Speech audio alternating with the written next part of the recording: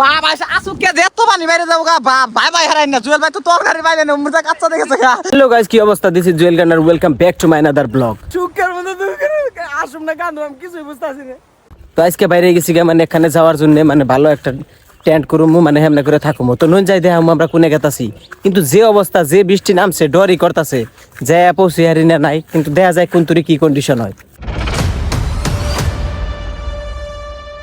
তো গাইস, আজকে আমরা যাত্রা আরম্ভ করছি আসামের বরপেটা ডিস্ট্রিক্ট থেকে দারাগাঁও পর্যন্ত, যা বিটিআইডির অন্তর্গত বাক্সা জেলায় অবস্থিত। বাক্সা ডিস্ট্রিক্টের মূল টাউন মুসলপুর থেকে 15 কিলোমিটার দূরে অবস্থিত এই দারাগাঁও, যার প্রাকৃতিক সৌন্দর্যের জন্য পুরো আসামবাসীর কাছে পরিচিত এই দারাগাঁও। মানাস খুশি খংখর ইকো ট্যুরিজম সোসাইটি নামের একটা সংঘ 2006 সাল থেকে জায়গাটাকে উন্নত করার জন্য প্রচেষ্টা চালিয়ে যাচ্ছে। এখানে আসার উপযুক্ত সময় হচ্ছে সেপ্টেম্বর থেকে মার্চ মাস পর্যন্ত। ভুটান থেকে উঠে আসা ধিরিং নদীর প্রবাহমান তরঙ্গর শান্ত ও সুরেলার ঢেউ যেন এই পিকনিক স্পটের প্রাণস্বরূপ। নিজস্ব গাড়ি আর খাদ্যবস্তু সাথে আনাটা অত্যন্ত জরুরি, কেননা এখানে তুলনামূলকভাবে দোকানের সংখ্যা খুবই কম। এখানে নাই তেমন কোনো রাত কাটানোর জন্য উপযুক্ত হোটেল বা রিসর্টের ব্যবস্থা। আপনি যদি নিজস্ব টেন্ট করে থাকতে চান, তাহলে রাত্রে নাকি বন্যপ্রাণী বের হয় বলে স্থানীয় লোকদের কাছ থেকে জানা গিয়েছে। তো চলুন তাহলে জায়গাটা আজ আমরা উপভোগ করি। তো হ্যালো গাইস, ফাইনালি পেয়ে গেলাম দারাগাঁও। কিন্তু এনে আহার পরে দুনিয়ার মাসে দিয়ে খালি গোসল করতেছে না আইতেছে। তো আমরা ভাবলাম তাহলে না আমু তার জন্য ফ্রেশ ট্রেশ রাখবো। তো এমবুরা দেখি কি তার মানে রাজা নিয়েছে টেন্ট, তো টেন্ট লাগাইবো কইতাছে তুমি এমবুরা টেন্ট লাগাও, কি বড়িয়া ভিউ আছে, এনে টেন্ট লাগাইলে ভালো লাগবো। কিন্তু অতি কইতাছে না ওই পানির মধ্যে যায় বলে টেন্ট লাগাইবো। তো সেই হিসাবে নঞ্জা দিয়ে রাজার কথা শুনি, ওর মতে কাম করি, যেহেতু অতি আশা করে নিয়েছে টেন্টটা। তো যাই হোক, কিভাবে রাইলে আমার কি পেন্টেন শেষ, একদম জীবন ভিজে গেছে গা। তখন ওটুকু তো পারলে মেহানিতে পাওয়া যায় না, এটা হলো মেন কথা। রাজা রাগ করে আমার টেন্ট স্টার্ট করে দিছে, মানে আমি উমরের কথা কইছিলাম তো, তাই ওকে রাগ উঠে গেছে গা। বাপরে তার তো খুব জুলুম, সেই জন্য প্রচুর শব্দ খালি। এই যারা টেন্ট স্টার্ট করে দিছে, আমিও সহায় করি, যেহেতু একসাথে আইছি, নইলে আমার বাস দিব। এই যারা লাগিয়ে গেছে গা,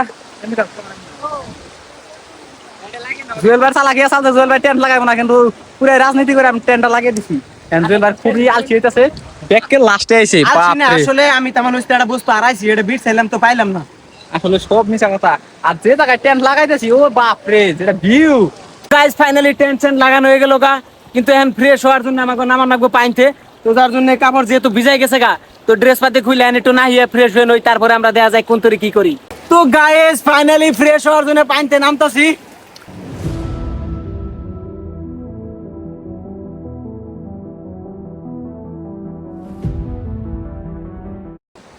তো গাইস ফাইনালি গোসল টোসল দিয়ে ফ্রেশ হয়ে গেলাম গা, পরে অল্প অল্প খিদা লাগছে, তো লগে আবার নিয়ে আসি ম্যাগি। তো খিদা লাগছে দেখে সেই জন্য ফার্স্টে আমরা অল্প ম্যাগি বানিয়ে নই। তো গাইস ফাইনালি আমাকে এনে ম্যাগি বানানো হয়ে গেল গা। তো এই যে দেখুন কি মজা লাগছে আর কি দেখে, আমি তো থাকার তাছি না। তো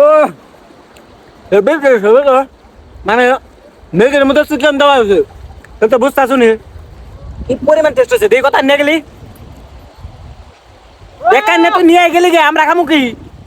ম্যাগি বানাইলাম ঠিকই, খাওয়ার জন্য তেমন কোনো পাত্র নাই, সেই জন্য একটারে দিছি বাড়িতে আর একটারে দিছি ভাতের পাইলে, আর আমি নিচে ডাইরেক্ট করাইতে। গাইস আমরা এই যে প্রকৃতির মাঝে থাইকে এই ঝর্ণার শব্দ, এই আকাশে ক্লাউড দেখতেছি, এই বস্তুগুলো কিন্তু কোনাহানেই পাবো না। এটার যে একটা মজা, এটা শুধু এই জঙ্গলের মাঝে পাওয়া যায়। সেই জন্য আমরা 2 দিন পরে পরে জঙ্গলে টেন্ট করবার আহি। গাইস এই ধরুন বৃষ্টি আয় পড়ছে একবার, এই যে সামনে ক্লাউড থেকে ডাইরেক্ট খালি বৃষ্টি নাইমা পড়ছে। আমরা এনে যে ভিজে গেছে জিগা হারারে খালি বস্তুটা আমাকে ভিতরে না নাকতেছে। রনটা পাইলাড়ি বের থাক, এই ব্যাগটা নি, ব্যাগটা একটা দে। আরে রান্দা বাড়ির জন্য এটা খালি এই যে মুখের সামনে এই গেছে রে, এটা একবার খোলান দেন না, মেটনটা গেছে রে। কোন তে বৃষ্টি নামতে নামতে এনে বস্তু ভিতরে নিতে নিতে আয় পড়ছে।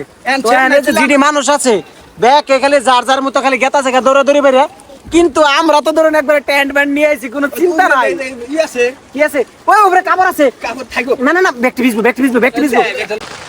গাইস একটা বস্তু কোনো মতেই বুঝি না, যেদিন টেন্ট বা ক্যাম্পিং করবার নাকি আমরা যাই, কোন দিকে জানি বৃষ্টি আয় পড়ে। খাড়া ভরা রোদের মধ্যে বৃষ্টি আইবো, একটু আগে খাড়া ভরা রোদের মধ্যে আমরা যা করলাম না আইলেন, আসুক জানি কোন দিকে বৃষ্টি আয় পড়ছে, আমরা টেন্টের ভিতরে ফাইসে গেছি। জুয়েলদারি এই যে গঞ্জি শিখে গেছে গা, এটা এই যে করার দিয়ে কাশি দিয়ে কাটতাছে না। আসলে কাহিনীটা কি হয়েছে, রান্না বাড়ি করুম যে মানে ধরুনের তেনা নাই, এই জন্য আমি গুঞ্জি গাড়ে ধরুনের তেনা বানাইলেন। তো গাইস দেখতা শুনি কন্ডিশনটা, তার মানে ভিতরে থাকতে থাকতে কোন সময় বৃষ্টি শেষ হয়ে গেছে আমরা কই হারুম না। পরে আমি ভাই বাইরে এলাম, কিন্তু আহার পরে আদা রসুন যে শেষুমো তার জন্য কোনো সিস্টেম নাই। এই জন্য নিনজা টেকনিক করছি, একটা পাথর ধুয়ে নিছি আর ভাতের র্যাঙ্কের ভিতরে আদা রসুন দিয়ে ছেঁচতেছি, পেস্ট বানাইতেছি। তো গাইস দেখতাছ কন্ডিশনটা কিরকম, মানে বাইরে প্রচুর বৃষ্টি আসাল, তো তার জন্য বহুত বাতাস আরম্ভ হয়েছে। হ্যাঁ, এই জন্য বাতাসের দিকে বাঁচার জন্য ছাত্রী দিয়ে নিছি, যেহেতু খিদা নাকছে রান্না বাড়ি তো করণই নাকবো। লগে নিয়ে আইছি দুই আইলছে, খালি নেরে বকন নাগে কাম করবার নিকে, একটু বড় বড় ফরমাইশ দিলে এক কথা 5 বার না করলে করে না। তো এই জন্য নিজে বয়ে পড়ছি চিকেন টিকেন নিয়ে। বাবা আসুক কে যে এত পানি বাইরে যাবো গা, ভাই ভাই হারাই না জুয়েল ভাই তো তরকারি বাইরে না মুজা কাচ্চা দেখেছে গা। কেমন পরিস্থিতি হয়েছে, এনে টেন্ট আসাল, টেন্ট নিয়ে সব আবাডি অমরে নিছি, কিন্তু ওই যে টেন্ট নিয়ে গেতাছে বুঝছে। রাজা ভাই গেতাছে টেন্ট নিয়ে। ওই দেখে ওরা কেন পরিস্থিতি গেতাছে, ওই জান লাগবো। বাবা জুয়েল ভাই তো ওই যে তরকারি নিয়ে পড়েছে।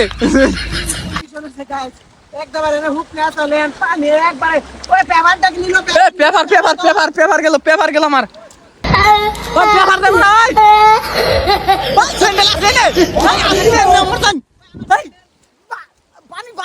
পানি বাড়বো সুখের মধ্যে আসুম না কান্দো, আমি কিছুই বুঝতেছি না। নিয়ে দাওয়া খাইছি, মানে মনে আসলে হঠাৎ করে পানি উঠে গেছে, কেন উবার জানাইতেছে গা তরকারি আদা আনি রান্না হয়েছিল কোনছে কি একটা কন্ডিশন গাইস। সব আমার দোষ, এই হালার দোষ। বারে বারে কইলাম যে টেন্ট করো না গুনা, একটা কথা শুনে না। তো এই যে দেখুন কন্ডিশন, এই বস্তু টস্তু নিয়ে এই দাঁড়ের ভিতর দিয়ে ইডি মানুষ কেমনে করে পারমু, তার মধ্যে হাতে আছে আমার তরকারির পাইলে, যদি বাই চান্স পড়ে যায় আশা বাসা খাওয়া দাওয়া সব একদম কানা, খিদা পেটে পেটে জানাবো গা বাড়ি।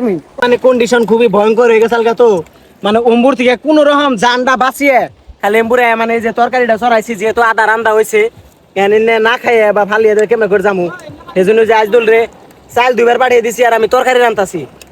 এই যে দেখতাছুন তরকারি কন্ডিশনটা, অম্বুরার থেকে এম্বুরা বহুত গুণে ভালো জায়গা, কত যে বুঝাইলাম বুলাহান গুনে বুঝলো না, আমার কথা শুনলো না। তেহেন বস্তাইতেছি, এই যে ভিজা শোল কাপড় যে দিয়েছিল সব ভিজা গেছে গা, তরকারি হওয়ার পথে। তো এই কষানি হয়ে গেলে অল্প ঝোল দেন রাখবো, যেহেতু 3 জন মানুষ নয় ভাত খাওয়াবো না। তো গাইস এখন আসলে আছি আমি ভুটান আর ভারত সীমান্তর মাঝামাঝি। তো এই জেনে দেখতেছেন একটা নেম প্লেট দেওয়া আছে, এম্বুরে হইলো ভুটান, নেম প্লেটের এম্বুরে ভুটান, তার মানে বর্তমান আছি আমি ভুটানে, আর এম্বুরে হইলো ইন্ডিয়া, তার মানে বর্তমান আছি আমি ইন্ডিয়ায়। তাহলে ইয়ার দ্বারাই বোঝা গেছে যে মধ্যে যেহেতু কোনো ধরনের তার কাটা বেড়াচেরা নাই, তার মানে বোঝা যায় যে ভারত আর ভুটানের বন্ধুত্বটা কতটা স্ট্রং। তো এমবুরা বেলা তো লেগে লগা, কিন্তু আমাকে ভাত রান্ধা হইতেছে না, কারণ 1 কেজি চালের ভাত রান্তাছি, খাইব হইলো রাজা ভাই খাইব, ঠিক আছে। এমরা ভাত হইছে না, না ভাত হইছে না, নাই তরকারি এমরা রেডি, কিন্তু ভাত হইছে খালি তরকারি খাই, ভাত হইছে হইলো প্রায়। তো গাইস ফাইনালি রান্দাবাড়ি করলাম ঠিকই, কিন্তু খাওয়া দাওয়ার সিস্টেম আছে, মানে আমাকে থালি ডালি তেমন নাই। এই জন্য যে দুজনে এক থালি নিচ্ছে, কড়াই নিছে, আমি এই জন্য এক কড়াইতে বয়ে পড়ছি, কিন্তু কড়াইতে একটু বড় বড় চুলের আতায়, তো এই জন্য সরিয়ে ডাইরে কড়াই নিয়ে বললাম। তো এনে খাওয়া দাওয়া করলাম। তো গাইস ফাইনালি খাওয়া দাওয়া করে এন থেকে যাওয়ার জন্য প্ল্যান করে আলাইলাম। তো আমরা রেডি হয়ে গেছি, বাড়ি মুই জামগা। তো আজকের ব্লগটা এনে খতম করতেছি, দেখা হবে অন্য কোনো ব্লগে। যদি ব্লগটা দেখে ভালো লাগে লাইক করবেন আর চ্যানেলটা সাবস্ক্রাইব করবেন। বাই বাই, ভালো থাকবেন, সুস্থ থাকবেন।